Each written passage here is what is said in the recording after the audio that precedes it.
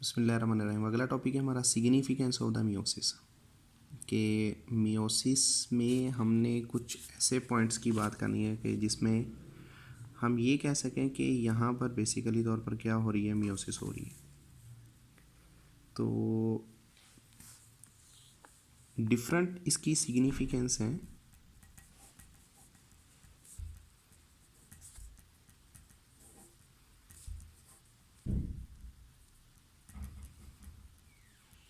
जिनमें सबसे पहले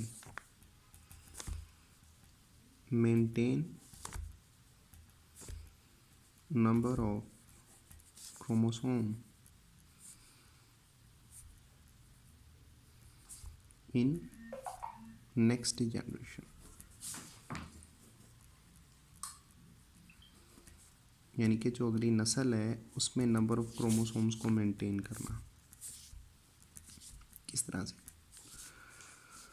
देखिए, हम ये पहले भी बात कर चुके हैं कि जो मियोसिस है ये जिन सेल्स में होती है उन्हें जर्म लाइन सेल्स कहते हैं। इन्हें सेक्स सेल्स भी कहा जाता है। दो जगह पे ये प्रीपेयर्ड होते हैं, एक टेस्टिस की बात कर लें वहाँ पे, और दूसरे जो होती हैं वो ओवरीज। टेस्टिस की बात करेंगे तो स्पर्म्स की प्रोडक्शन होती है, और ओवरीज की बात करेंगे तो यहाँ पर एग्स बनते हैं। स्पर्म्स इनके अंदर भी 23 क्रोमोसोम्स होते हैं और एग्स इनमें भी 23 क्रोमोसोम्स होते हैं।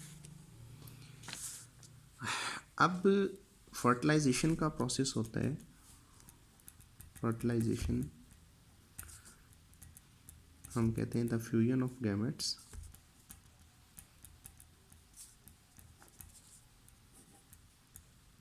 Is called fertilisation. ये सपोज हमारे पास स्पर्म है जो कंटेन कर रहा है 23 क्रोमोसोम्स, और ये हमारे पास एग है जो कंटेन कर रहा है 23 क्रोमोसोम। अब ये दोनों जब आपस में फ्यूज़ हो जाएंगे, ये एग फर्टिलाइज्ड हो जाएगा। इसका मतलब है 23 + 23 इज इक्वल टू 46 हो जाएंगे, यानी कि इस एग में अब 46 क्रोमोसोम्स मौजूद होते हैं। एक तो बात ये कि मियोसिस के ज़रिए से जो नेक्स्ट जनरेशन्स होती हैं उनके अंदर नंबर ऑफ़ क्रोमोसोम जो होते हैं ना, उन्हें मेंटेन किया जा रहा होता है। दूसरी बात, यही जो एग होगा ये आगे माइटोटिक डिवीजन्स करेगा, और माइटोटिक डिवीजन करके आगे न्यू इंडिविजुअल बना देगा।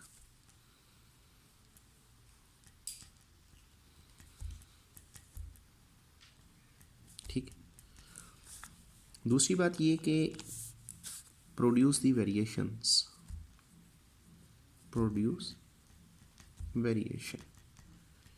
In next generation.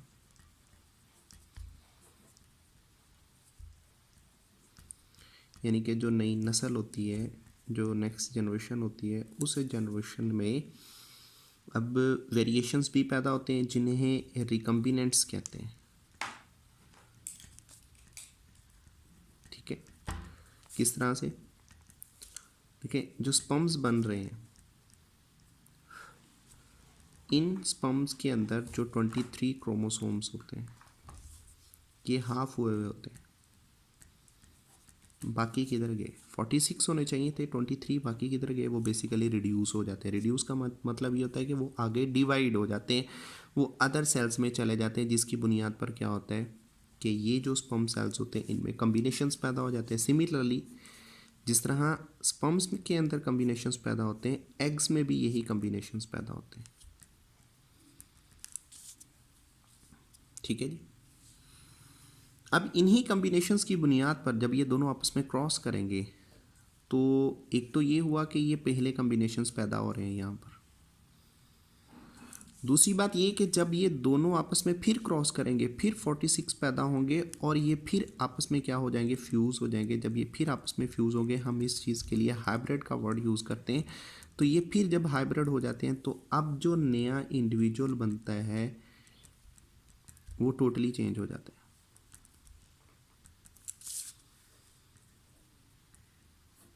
ठीक है। ये दो बातें बेसिकली तौर पर मियोसिस में पैदा होती हैं, इसकी सिग्निफिकेंस है। आगे क्या होती हैं, आगे कुछ एरर्स पैदा हो जाते हैं, एरर इन मियोसिस। तो मियोसिस में जो एरर पैदा होते हैं उन्हें नॉन डिसजंक्शंस कहा जाता है, नॉन डिसजंक्शन। नॉन डिसजंक्शन की बुनियाद पर जो एरर पैदा होते हैं उन एरर्स में जो आगे जेंडर होता है वो चेंज हो जाता है। अब जेंडर जो चेंज होता है वो किस तरह से, सबसे पहले सपोज दैट मोनगोलिज्म है,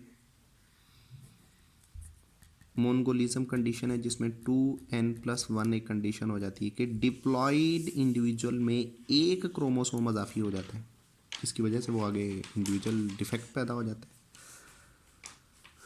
इसके बाद आगे क्या है, क्लिनफेल्टर सिंड्रोम।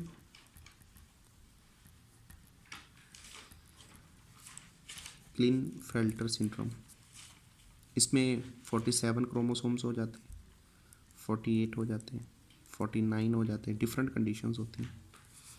इनमें जो क्रोमोसोम चेंज होते हैं वो सेक्स क्रोमोसोम्स होते हैं, यानी कि एरर आता है सेक्स क्रोमोसोम्स में। इसमें एरर आता है सोमैटिक क्रोमोसोम्स में।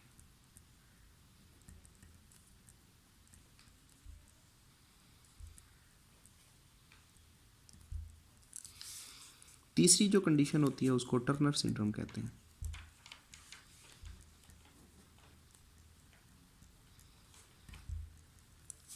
जो टर्नर सिंड्रोम होते हैं इसमें 45 क्रोमोसोम होते हैं, एक एक्स क्रोमोसोम जो सा होता है ना ये मिस हो जाता है, इसकी मिसिंग होती है, जिसकी बुनियाद पर डिफेक्टिव फीमेल पैदा होती है। ठीक है, यहाँ पर बेसिकली तौर पर डिफेक्टिव मेल होते हैं।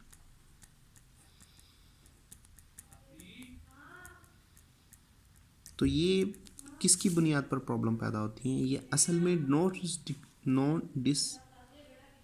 नॉन डिस्जंक्शन होता है।